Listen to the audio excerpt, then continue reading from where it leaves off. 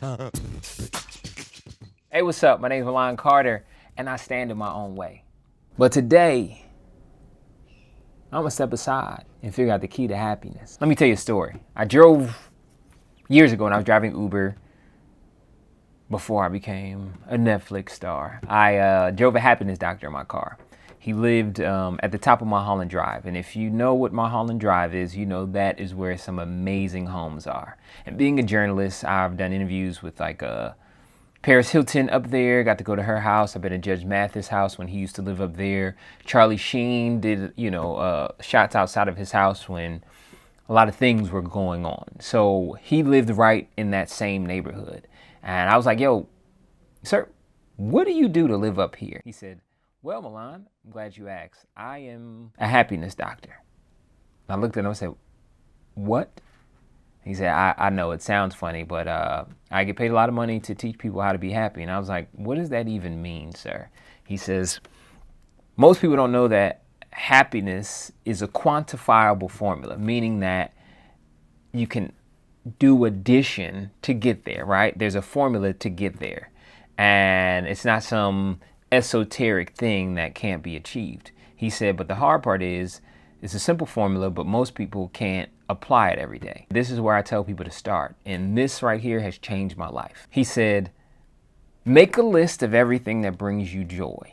Everything, right? Whether it's basketball, skiing, writing, running, whatever that thing is, cooking, whatever that thing is, write it down on that list. I don't know the numbers, maybe do about 20 things. 10 if you only can get the 10, 5 if you only get the 5.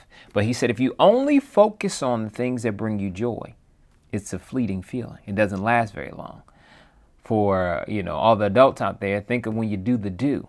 A few hours later, a day later, you need a re-up, right? You're like, I need to get back on the saddle. Or you go and play a basketball game, like, yo, it was amazing while I played, but then tomorrow you need to go play again. You need your fix again, because it doesn't last. Then he said on a separate page, you write down everything that gives you purpose. Being of service, what are things that give people purpose? That's crazy that I can't figure out things of purpose. Serving in church, feeding the homeless, giving to charity. Again, if you get to 20, great. If you only get to 10, cool. If you only do 5, that's cool too.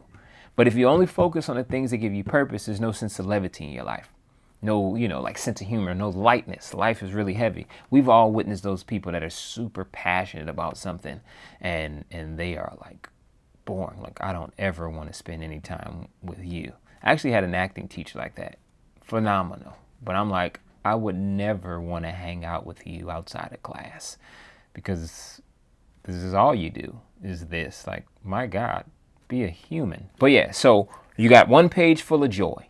Right? Only focus on joy, it's a fleeting feeling. You got another page full of purpose. If you only focus on purpose, no sense of levity. Then you look at your list and you see what two things or what things cross over, right? For me, it's storytelling. I know that me telling a story brings me the utmost joy. I love seeing smiles on other people's faces. But at the same time, it also gives me purpose because I felt as though I've been put on this earth to tell stories, and the things that happen to me aren't meant for me to keep. They're part of my testimony. So storytelling is a thing that crosses over. And I know that if I'm telling stories every day or learning stories every day or listening or hearing or receiving stories, that I am going to have a good day.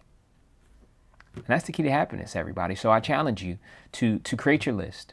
I would love to see your list. If maybe I'll create a spreadsheet, a PDF or something, or just share not your whole list, but share a few things that bring you happiness. So what's your joy, your purpose, and where do they intersect? If you focus on those every day, no matter where you are, no matter how down and out you are, no matter how depressed you are, if it's something on there where it's like, yo, fishing brings me joy and it also feeds my family, purpose that comes together, do that. And then let me know if this actually helps you. Let me know if it actually brought you some happiness in your life. And if you do it every day, does it bring you even more? Because I really believe that happiness is obtainable and it's something that you can consistently lean on, bite on, and look for. So yeah, remember, joy, purpose, put them together. You got happiness.